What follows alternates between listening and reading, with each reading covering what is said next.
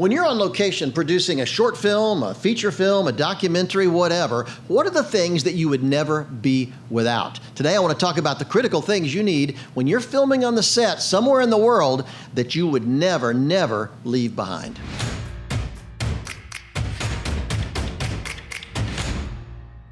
Hi, I'm Phil Cooke, and thanks for tuning in. I really appreciate you being a part of this community, this creative community of people that really want to understand how media works, speak the language of media, because we live in a media-driven culture. You know, as I've said before, some research indicates that the average person today sees about 5,000 media messages every single day. Think about that. So if we can't learn to share our message, whatever that is, if you're a storyteller, if you're a pastor, if you're a nonprofit and you're trying to promote a cause, a great movement, and you're doing it without the media being involved, you're going to fail. I just believe that we need to learn to speak the language of the media. So when you tune into these episodes and you subscribe to these episodes and share them with your friends, it makes a dramatic difference in helping get this important information out to so many people. Today I want to have a little fun. I was thinking the other day, I filmed as a producer, director. I filmed in probably nearly 60 countries around the world in some very strange places and very difficult places. And I was thinking the other day, what are the things that I would not be without on a set when I'm actually doing the filming? Certainly, I've got my suitcase full of different clothes and things like that. But on the set, I was curious about thinking about 3 things that I would never forget. 3 things that I'm always going to have with me. And here's the 3 things I decided I would always have to have. Number 1, my laptop. I'm an obsessive writer. And so even on the set, I'm making notes, I'm writing, I'm getting ideas down. Sometimes I'll use my iPad, but I'm not really, you know what, I'm a typist, the old typist, and I still like the keyboard on a laptop. So I'm going to have my laptop with me wherever I go. The second thing is a raincoat. I mean, you just never know. I'm kind of a jacket freak. I've got a closet really full of jackets. You just never know when you're going to need a raincoat wherever you are in the world, because you just never know what happens out there. And the third thing is a great bag. I have to say, I have a little bag fetish. Just between you and me, I don't want to share this with a lot of people, but I probably got 30 bags in my closet. The truth is, I travel so much, I live out of a bag. It's my office. And so I've decided I'm going to spend money. I'm going to spend some money, take some time, find the right bag that works for me and that's most productive. And that's just a word for you. Sometimes you need to invest in yourself. Sometimes you need to just stop saying, this is just too expensive for me. I can't, I shouldn't spend this kind of money. But if it's something you do every day, my wife is great about encouraging me in this area. She said, honey, if you're doing this every single day, you need to invest in it. Make it something that would be productive for you. So I'd encourage whatever that area is for you, don't be afraid to spend money. So my laptop, my raincoat, my bag are 3 things that you'll never find me without. So I asked some filmmaker friends of mine to share what they would never be caught without when they're producing or directing on the set of a film or video project.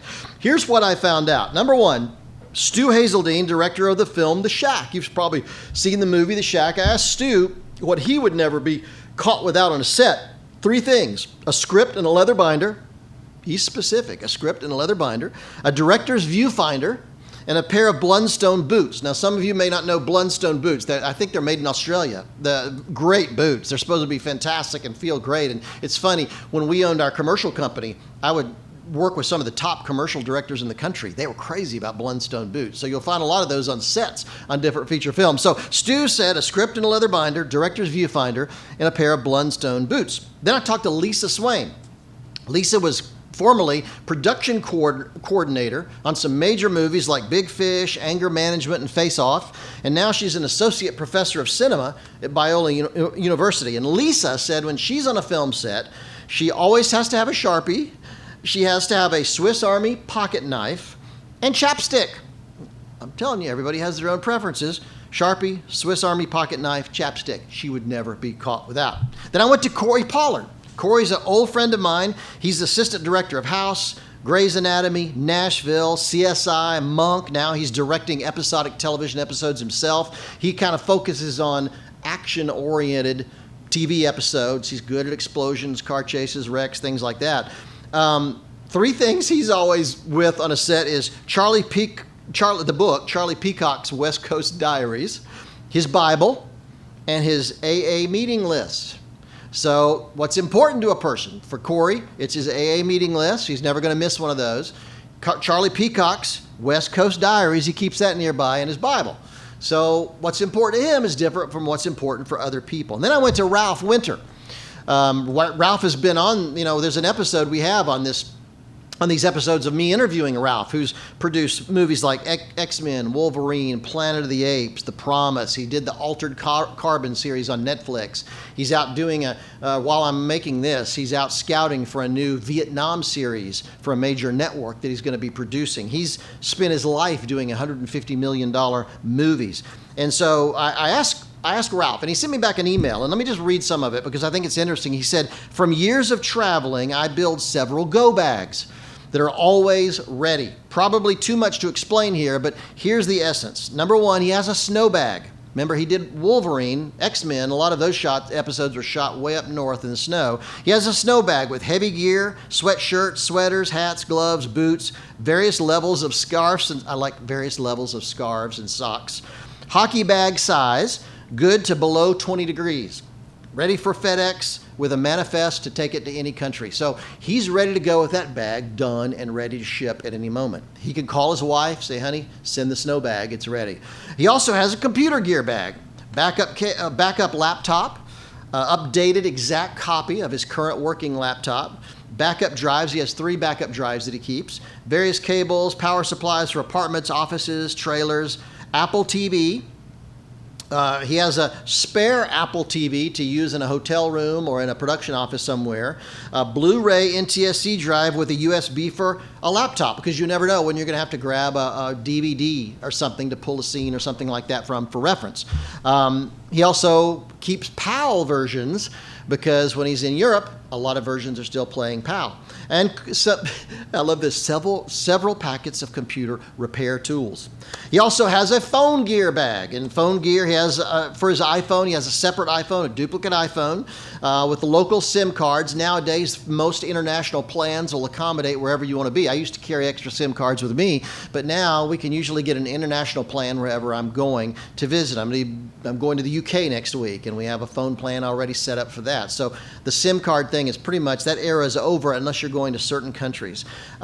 Things like his passport, global entry, Nexus cards, all those things, specific cash for taxi drivers, those kind of deals. Then he has a wallet size bag that takes only specific credit cards that he uses on location.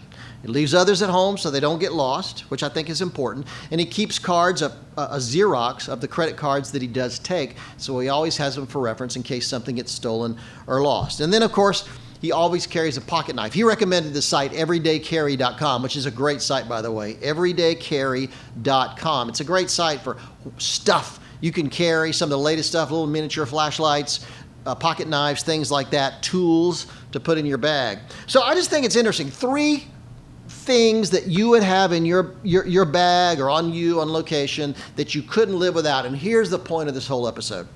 Figure it out. Figure it out. I've been in so many shoots where some key member of the crew didn't bring the Raincoat. They didn't have the right computer drive or hard drive or laptop. They didn't have the information they needed to go check something. Or they forgot certain things that we desperately needed on the set. Personally, let me tell you, if you're an experienced filmmaker, you know the bag that has all the stuff you have to have. I mean, it can go on a location date from raging sunlight and heat to freezing rain in an instant. I've been in situations that it can just switch almost instantaneously. So always be ready, because here's the deal. When you're not, it robs your day of productive time, which goes right to the budget and adds money, adds time.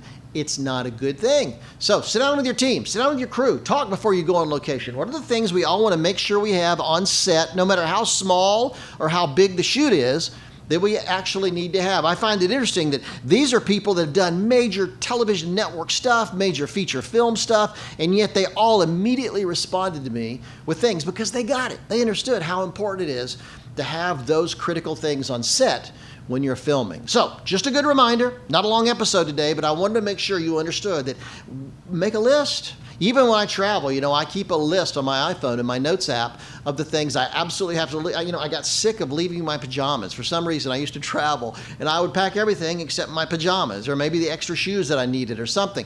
I just started to make a list. The more you can do the mindless stuff on a list, the more you can spend your time focusing on the creative stuff that you really need to think about when it comes to your shoot, your meeting, your scout, whatever it is you're doing. Okay? Things you need to have. It's incredibly, incredibly important. Thanks for tuning in. Thanks for being a part of this episode. And thanks more than ever for being a part of this creative community. Share this, rate us, please help us get the message out to more and more people. You know people who are shooting video, that are shooting projects right now that could use this kind of information. Feel free to share it because I think it will help us grow and help us raise the bar when it comes to impacting the culture. Thanks for tuning in next week. Subscribe, and I'll see you again.